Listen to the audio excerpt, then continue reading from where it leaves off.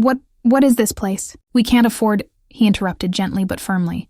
You don't need to afford anything. You're with me. The door opened.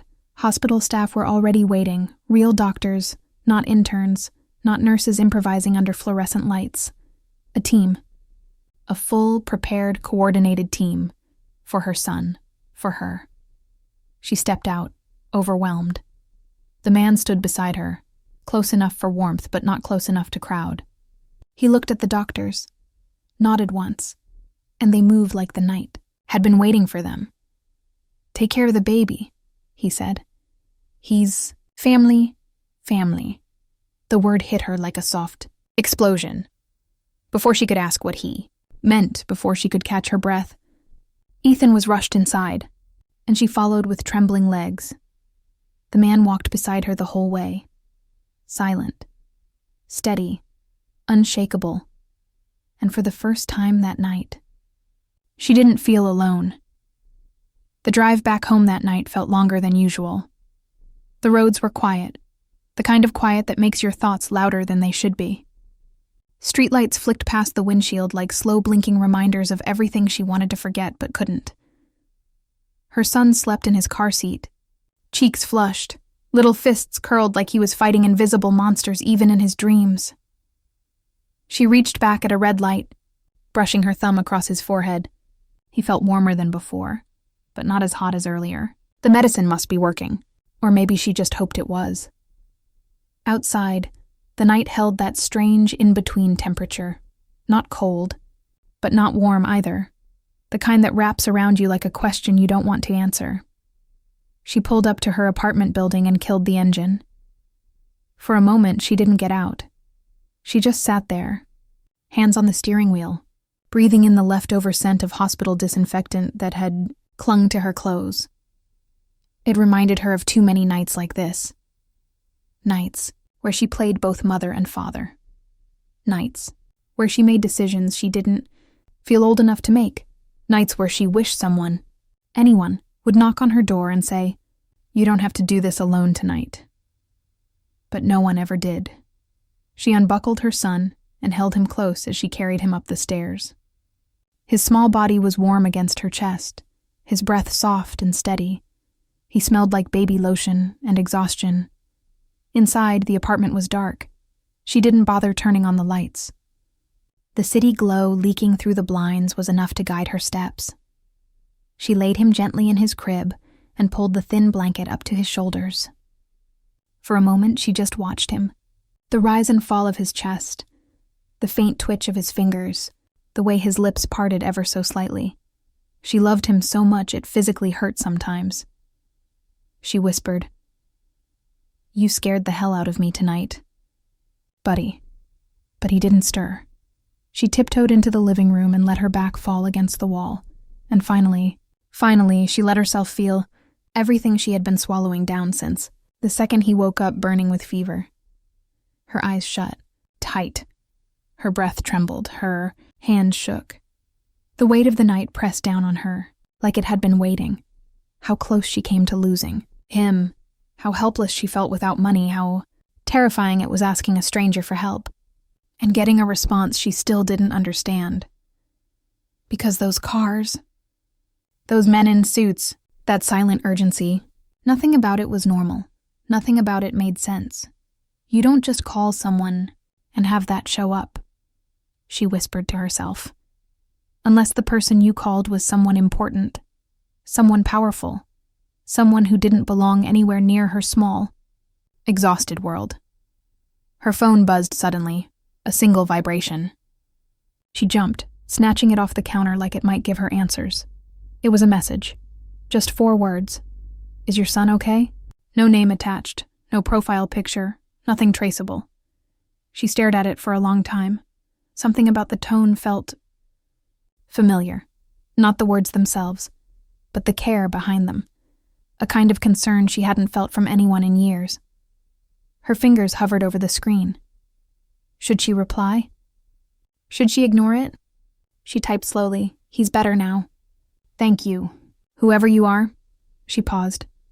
Her thumb hovered, then she added, "Why did you help us?" Her heart thudded as she hit send. The 3 dots appeared. disappeared, came back again. Then the reply came. You helped me first. She froze. What did that even mean? Who was this person? She whispered into the empty room. What are you talking about? Before she could think, another message appeared. We'll talk soon. That was it. No explanation. No details. Just a promise that felt both comforting and terrifying.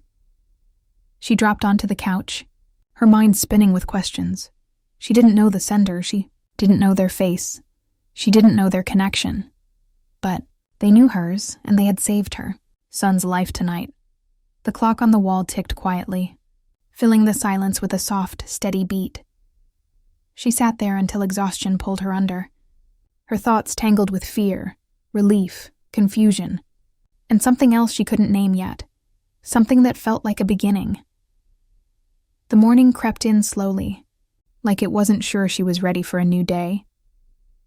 Soft sunlight slipped through the blinds, painting thin gold lines across the floor.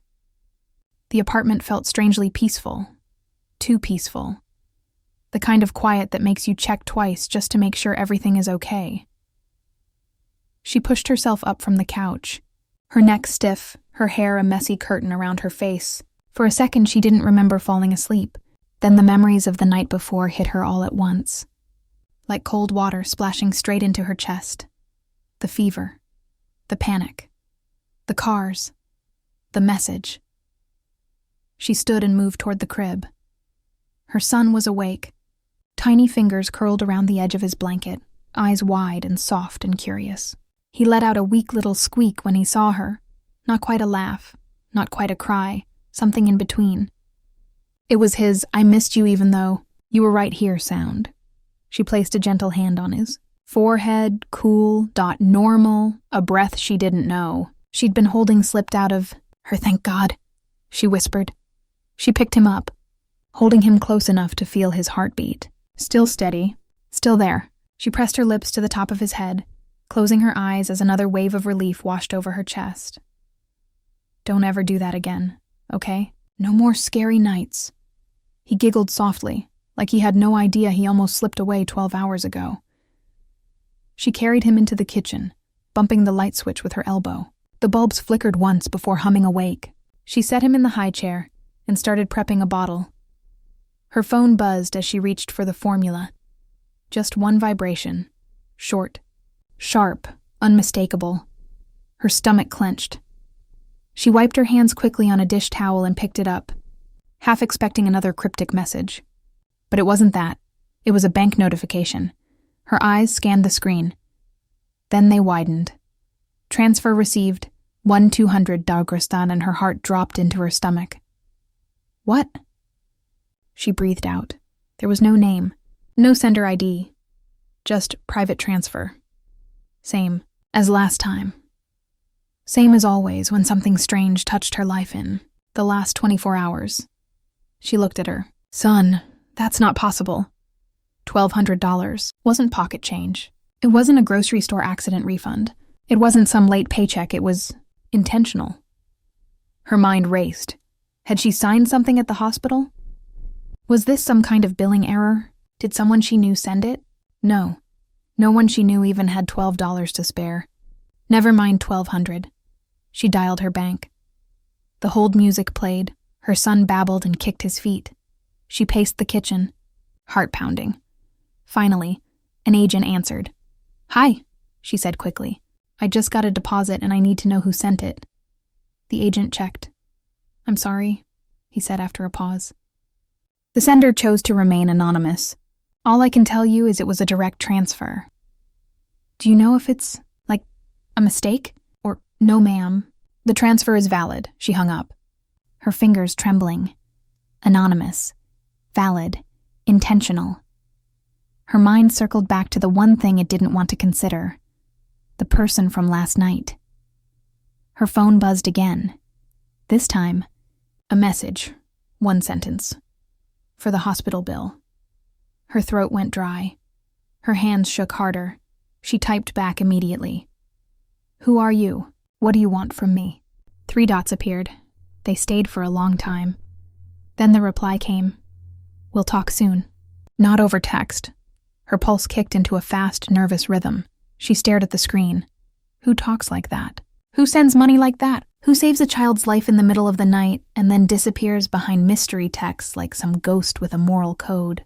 There were only two types of people who acted that way: criminals or the extremely powerful, and she honestly didn't know which option scared her more. A soft whine came from the high chair. Her son lifted his arms toward her, calling her back to the world she understood. The world where she changed diapers, warmed bottles, and prayed for rent money. She walked over and lifted him into her arms, squeezing him tight. "It's okay," she whispered. "I've got you." But the truth crawled up her spine with a chill. She didn't know if she actually did have him, not anymore. Someone else had stepped into their lives. Someone who knew more than they. Someone who was helping without explaining why, and help like that? Help always comes with a story. Help always comes with a reason. Help always comes with a past. She had no idea that what happened 2 years ago, a moment she barely remembered, had just come knocking again. And this time, it wasn't going away quietly. The day moved strangely after that, like she was living inside someone else's schedule, someone else's story. Everything she did felt a little too sharp, a little too loud, like the world was suddenly echoing around her. She fed her son, changed him, played with him on the living room floor, but her mind wasn't in the room. Every few minutes she'd glance at her phone, checking for another message. Nothing. Just a silent screen staring back at her, holding more questions than answers. She hated that feeling. The feeling she wasn't in control. Life had never exactly been easy. But at least she knew the rules: struggle, hustle, survive, repeat. But this was different. It felt like someone had rewritten her life overnight and forgotten to tell her the new plot. Around noon, she strapped her son into his stroller and headed to her job, a small diner 3 blocks away. It was her double shift Tuesday, the kind of day that drained her feet, her voice, and her hope in equal measure. As she pushed the stroller along the cracked sidewalk, she noticed something she hadn't before: a black SUV parked across the street. Windows tinted so dark she couldn't see anything inside. It wasn't there this morning. She swallowed. "Don't think like that," she muttered to herself, pulling the stroller handle tighter. "It's just a car. People park in places. Stop tripping." But she still walked faster. By the time she reached the diner, the lunch rush was already building. Her manager, a middle-aged woman with kind eyes and permanent stress wrinkles, took one look at her. "You okay?" she asked. She forced a smile. "Yeah, just long night." "You look like you've been through hell," the manager said. "If you need a sec, go wash up," she nodded gratefully and went to the back restroom. The mirror was harsh, not cruel. Honest. She looked exhausted, eyes tired, face pale, hair pulled up in a messy bun that leaned more toward crisis mode than style. She splashed cold water on her face and inhaled deeply. "You're fine," she whispered. "You're strong. You've done harder things. Don't freak out." But it didn't help, because deep down, she knew the truth. Hard things she could survive. Unknown things. Those were harder. She stepped out of the restroom and jumped because someone was standing there. Not a coworker, not a customer. A man. Tall. Wearing a dark coat. Clean cut. Serious expression. Eyes sharp like he was scanning everything and nothing at the same time. Her heart dropped. "Can I help you?" she asked, trying to keep her voice steady. He didn't smile. He didn't move closer. He just said her name. Her full name. "How do you know my—" "I'm not here to cause trouble," he said quickly. "I was asked to keep an eye on you today." Her stomach twisted. "What?" "Why, it's just a precaution." "Precaution for what?" He hesitated, and that hesitation terrified her more than anything else he'd said. "Ma'am," he said quietly, "you're not in danger, but you are under someone's protection. Until they speak to you personally, I'm just supposed to make sure you're safe." She stared at him. Safe from what? He didn't answer. He just nodded once, a subtle protective gesture, then disappeared out the back door like a shadow slipping between worlds. Her breath was shallow, her thoughts scattered. Protection? From who? For what reason? What did she get pulled into? She stumbled back to the front counter, her hands shaking as she tied on her apron. Her coworker frowned. You sure you're okay? You look like you saw a ghost. She forced a laugh, but her voice cracked. I think someone's watching me. Her coworker blinked. Like in a creepy way? She shook her head. Not creepy, just intentional. The coworker stared at her for a long moment. Well, she finally said, that sounds worse. She wanted to laugh. Really laugh. But she couldn't. Her throat was too tight. The rest of her shift dragged on. Every time the diner door opened, her body tensed. Every time a customer looked at her too long, she felt her pulse spike. Every time her phone buzzed, even if it was just a calendar notification, her stomach flipped. Hours passed. The sun dipped low. Dinner. Crowd came and went. Her son slept peacefully, in the back room where her manager let her keep the crib on long shifts. Then, just as she was wiping down the counter, her phone lit up. A new message. No name, no profile picture. Just words that made the diner feel suddenly too small. Too cold, too quiet. I'll explain everything tonight. Don't be afraid. Just be home by 10. Her breath caught in her chest. She glanced toward the diner door. The black SUV was outside again. Still, silent, watching. She picked up her son, grabbed her bag, clocked out early without saying goodbye, and nearly sprinted home. The entire walk, she felt it. A presence, a shadow trailing her footsteps. Not threatening, but undeniably there. She reached her apartment, locked the door, locked it again, and checked every window. Her son slept instantly, exhausted. She paced the living room, staring at the clock. 58 p.m., 9:59 p.m., 10 p.m., then a knock, soft, measured, like someone who knew exactly how loud her heartbeat already was. She froze. The knock came again. Her thoughts spiraled. Who was it? The man from last night? Someone she helped? Someone she hurt? Someone who knew something she didn't? Slowly, breath trembling, she stepped toward the door. She wasn't ready, but the past she'd forgotten was about to introduce itself anyway. And this time, it wasn't coming quietly. The knock didn't come a third time. Whoever stood on the other side of the door wasn't impatient. Wasn't nervous, wasn't unsure. They were confident. Certain. Like this moment was planned. Long before she ever realized she was part of a plan at all. Her hand hovered over the door lock. She took a breath, held it, let it out. Slowly, then she cracked the door open, just an inch, and her entire world shifted. Standing there wasn't the man from the diner, not a stranger, not someone she recognized from a dream or a memory.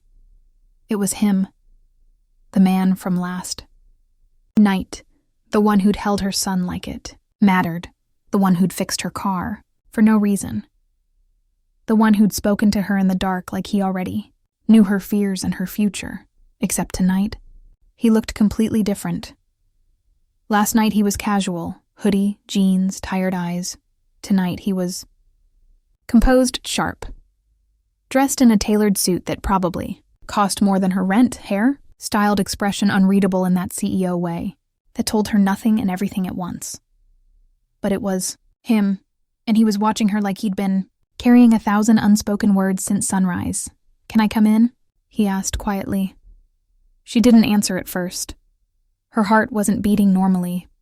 It was thudding, like each beat was trying to get her attention. Finally, she opened the door wider, letting him in. He stepped inside slowly, respectfully, looking around her apartment without judgment. Just absorbing, taking in details, noticing the baby toys, the blanket on the couch, the soft chaos of a life built on surviving. She shut the door behind him. You look different, she said, her voice barely above a whisper. He exhaled. Yeah, tonight required a different version of me. He walked to the center of the room, hands in his pockets, unable to stand still but trying to seem calm. She folded her arms, part defense, part instinct. "So," she said, "you said you'd explain everything." "Yes." He nodded once. "I owe you that." But he didn't start talking.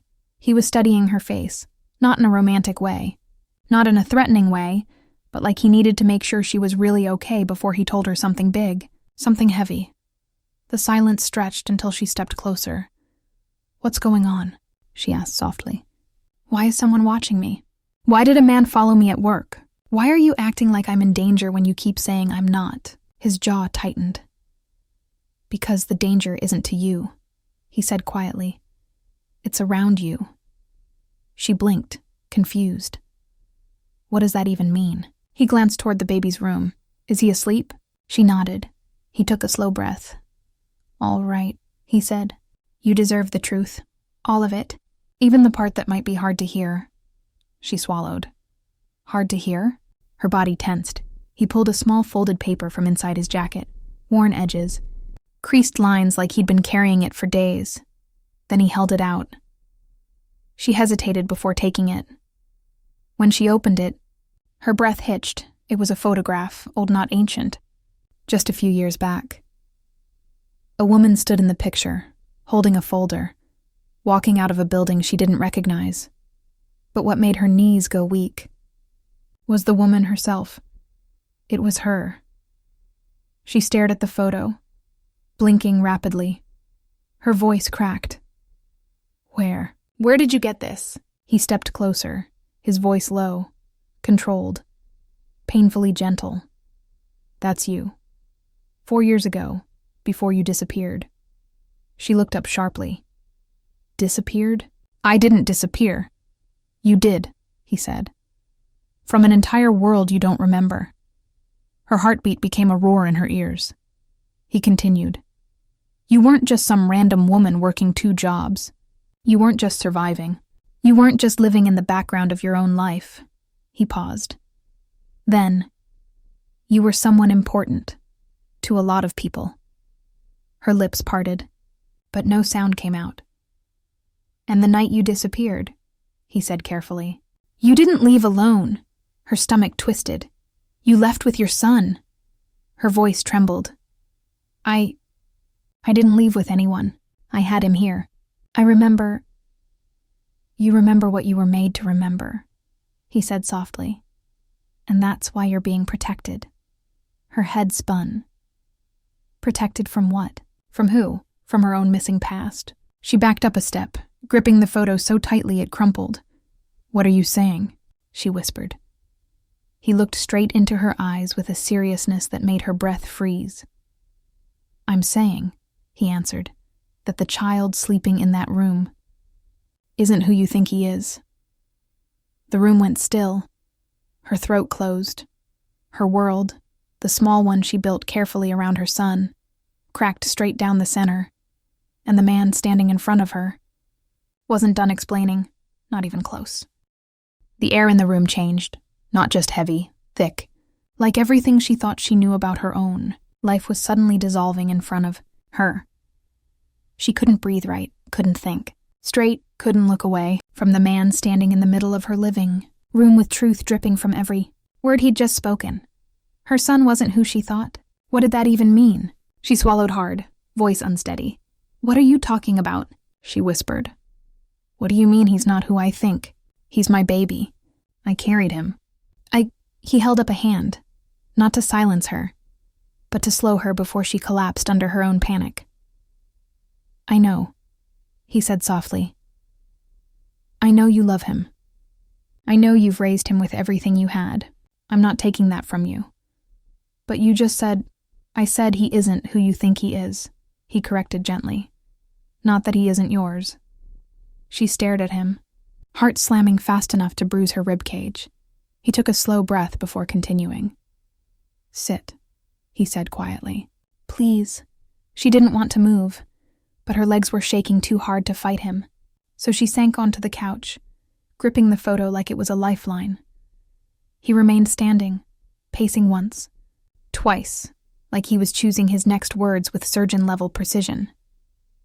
Finally, he stopped and faced her. "The night you disappeared," he began. "The world you belonged to." He paused, then corrected himself. "The world that had a claim on you. They lost you without warning." She frowned, confused. "A claim? I'm not some object." "You're right," he said instantly. "You're not. But you were part of something much bigger than you understood." Her breath shook. He continued.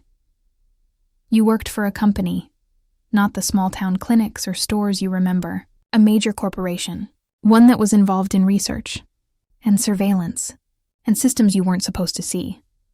Her brows knit together. "What research?" He exhaled slowly. "Biometric security systems, genetic authentication, high-level stuff that takes years to train people for." She blinked. "I don't know anything about that." "You did," he said gently. "You were one of the few who did. You were on the inside. Trusted. Valuable." Everything inside her rebelled. "No," she said. "No, that's not possible. I can't even... I'm not... You're smarter than you think," he said simply. "And they knew that before you did." Her pulse thundered. "But why would I forget something like that?" He sank into the chair across from her, elbows on his knees, voice low. "Because someone wanted you gone, and someone wanted you hidden, and someone wanted you safe." She gripped the edge of the couch. "Safe from what?" He hesitated. The first true hesitation she'd seen from him, and that alone terrified her more than anything he could say. He suddenly didn't look like the CEO. Didn't look like the confident man in the hallway. Didn't look like the stranger who'd saved her son or fixed her car.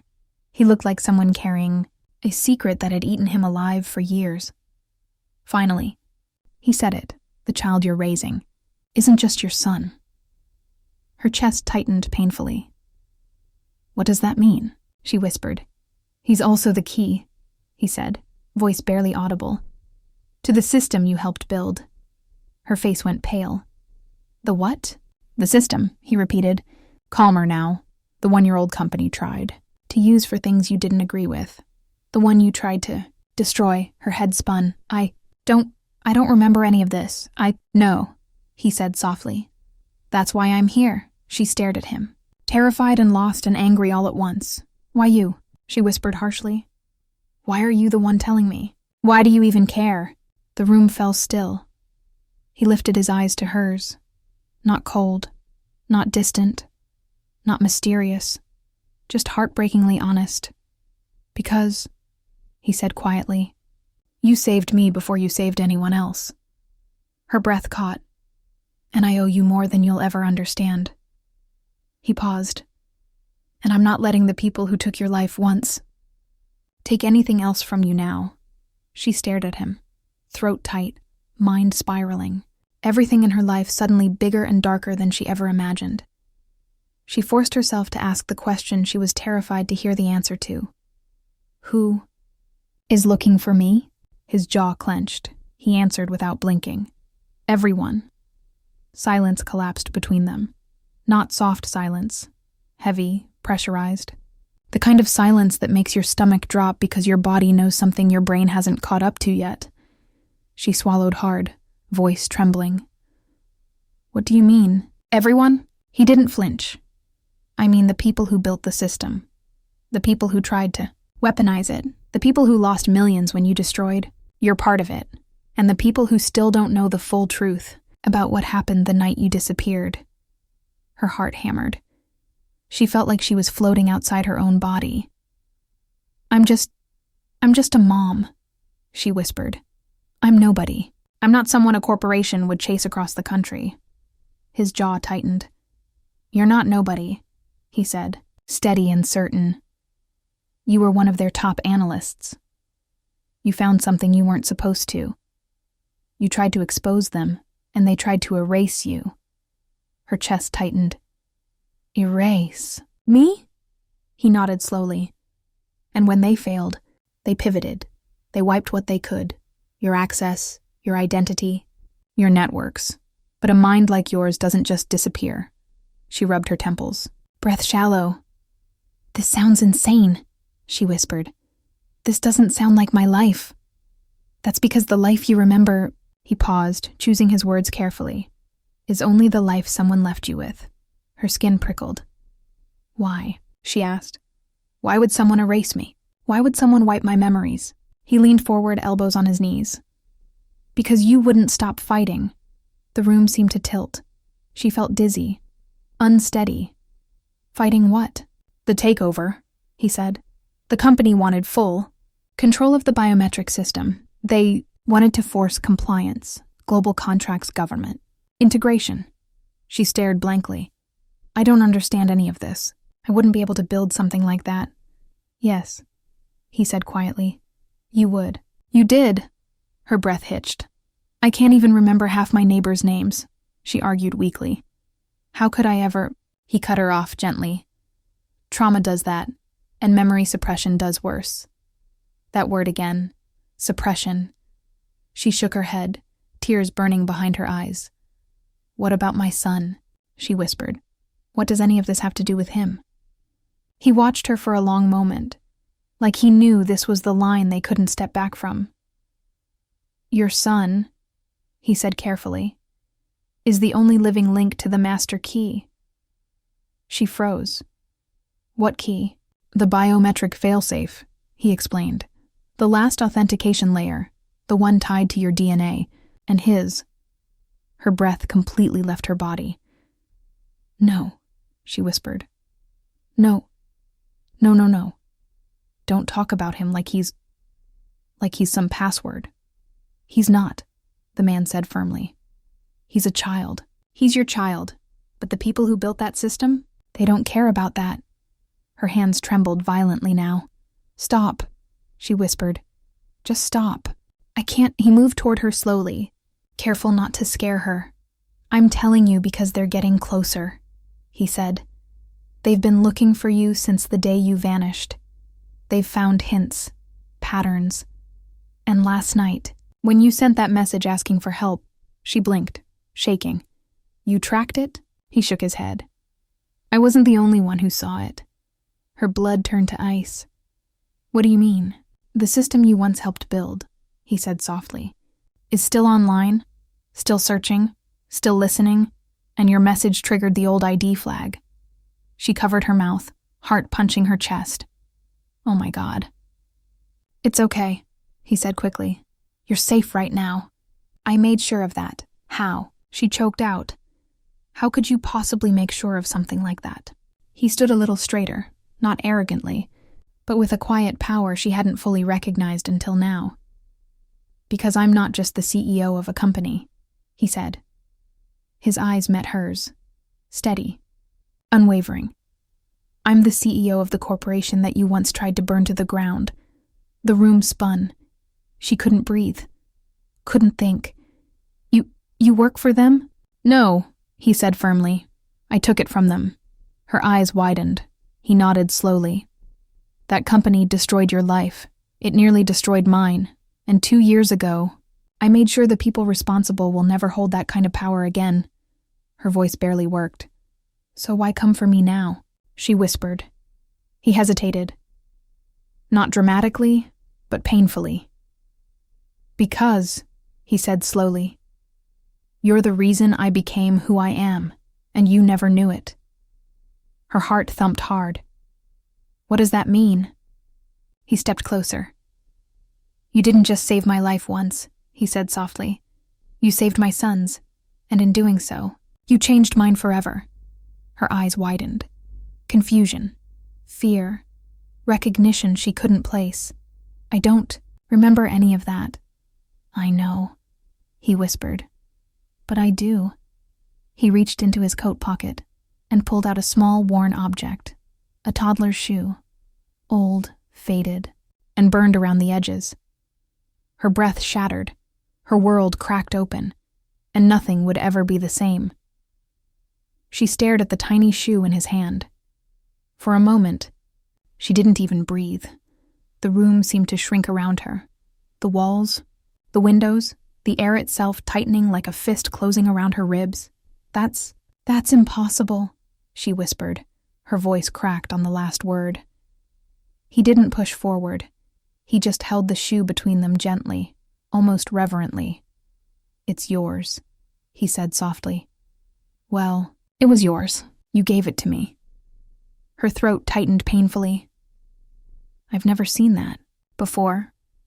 I know, he murmured. You wouldn't. Not after everything that happened. Her hands shook as she brushed hair out of her face, her thoughts tangled like wires sparking in the dark.